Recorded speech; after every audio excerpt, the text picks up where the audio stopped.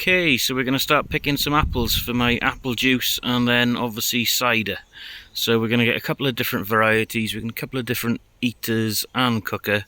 So that there is a Worcester variety, this is a Golden Delicious.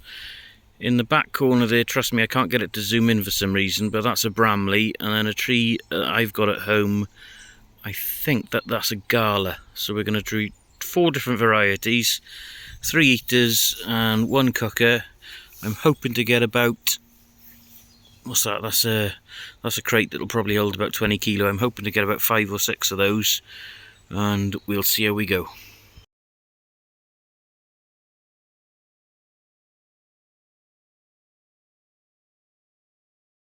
Okay, so I've just given my apples a quick wash. I'm quite lucky in that I picked all my apples from the tree, so yeah, nothing came off the floor, so they were relatively clean in the first place. What I'm going to start to do now is try and make up mixtures of each of the apples into these buckets.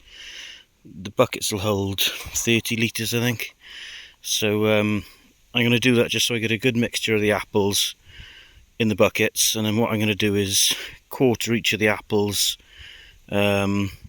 and then I'm going to put them through my my fruit crusher, just so we try and get a consistent mix of apples all the way through. So I don't have, because of the size of my juicer, I don't want to just try and do it so we might end up having one bucket with one type of apple, one bucket with another type. I want to try and get a good mix all the way through to try and keep it nice and consistent. So yeah, I'm going to quarter the apples now, and then I'll put them through the crusher.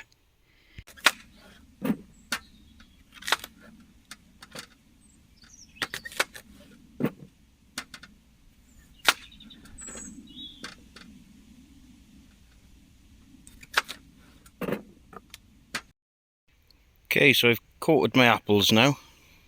I've got six of these containers. I didn't account for needing a spare one to actually crush into, so I've repurposed one of the trays again. So crushing now, I bought this thing, it's called a scratter or a crusher. I think it cost me about 60 quid from eBay.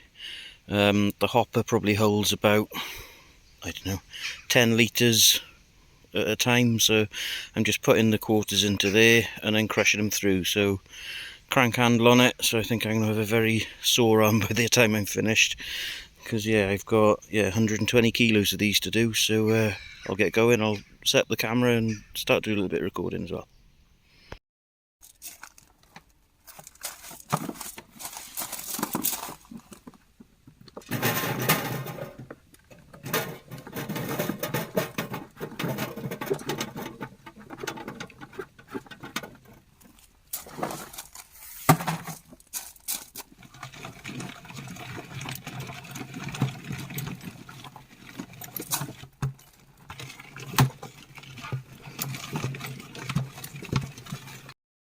Okay, so it's the next day now. My 6 tubs crushed down to 5.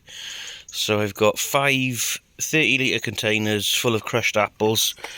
If you look into the bottom, I've already got the juice in the bottom of some of these. So I'm going to set the camera up now, and I'm going to start putting it through my press, and away we go. Okay, so I'm just getting set up here. My fruit press is up on the bench, ready to go. I got it screwed in to make sure that there's no mishaps. Empty bucket which has been sterilised, that's ready to go. I got my crushed apples ready to go. Basically, I'll fill that up. You got these two halves go around the screw. Put another plate on the top, and then you just start screwing it down. I've got some extra pieces of wood that I've cut. Obviously, once you get to this point, you can't screw anymore, so I just need to sort of build up blocks just to get everything out. I can imagine I'm going to have a good few hours of crushing here. I've got 5 of these buckets to get through. Yeah, I'll keep you updated. I'll set the camera up and I'll see how we go. Okay, so I filled the hopper on the press. It's taken just over half of this bucket. I'm going to put the 2 halves of the lid on, a couple of blocks, and I'm going to put the spindle on the top, and I'm going to start crushing. And there it is. What have I got there? I've had to crank it down probably about 5 inches there. But here it comes. keep a steady stream going. I'll keep on cranking as I go. Hopefully end up with a decent amount of liquid yet.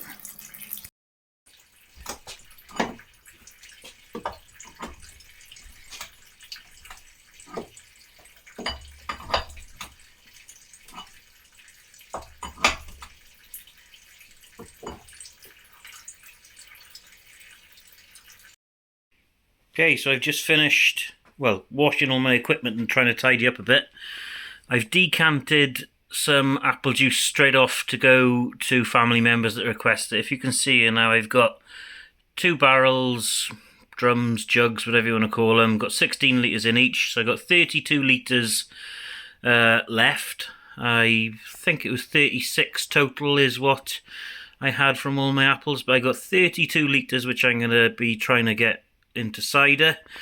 I've taken a little test jar here. We're going to just see what it comes out of with regards to sugars, what I can hopefully expect. What have we got here now? So, I don't know if you can see there. That is telling me that I should be about 7% once she's done out of cider. I should have 7% cider, so there we are. Don't need to add any brewer's sugar to this. I'm going to crack on and do my Camden tablets and pectolase in there, and a bit of yeast nutrient tonight, just as they explain on the tub. I'm just going to go as per manufacturer's recommendation, and then tomorrow I'm going to come back and I'm going to pitch the yeast, and yeah, we're going to see how we go. So 32 litres of cider. Hey.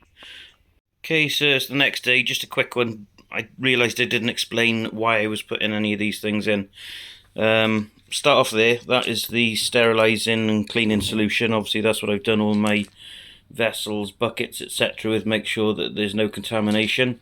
My next one here, I've got the Camden tablets. Basically there's one of those added per gallon, so I've put 3 of those in per bucket, and that's just to try and stop any natural yeast, etc. that are in the apples from taking effect too early, and just tidy things up a little bit.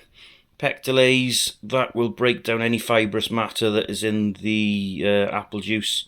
There shouldn't be anything, because after taking the initial video where I showed that the juice was coming off, I've put everything through a muslin cloth, so there shouldn't be any solids in there. But yeah, the pectolase is going to wipe out any fibrous matter, and it'll also clear the juice up a little bit. Again, that's 1 teaspoon per gallon, so again 3 of those have gone into each of the buckets. And the last one then is the yeast nutrient, and does what it says on the tin basically. So that's 1 per gallon, so there's 3 teaspoons of that have gone in. So I'm going to have a look at the buckets now later on this afternoon, this evening, just see how we're getting on, and I'll pitch the yeast. And I've gone for a champagne yeast. After trial and error over a couple of years and reading forums and all, I've decided to go with champagne. So basically it's 1 of those per bucket. So I'll be doing that later on this evening, and then I'll be transferring the buckets from my shed where I am into the house, just because I can guarantee a more consistent temperature for the yeast to work in. I got the shed pretty well insulated out here, but we're into September now, temperatures are starting to drop, so yeah, if I bring it back in the house I can sort of nigh on guarantee temperatures between 20 and 22 degrees, and yeah, away we go. Okay, so this stuff's been sat now for 24 hours since I added the Camden tablets, yeast nutrient and pectolase. I'm now going to put in the champagne yeast, put the lids on.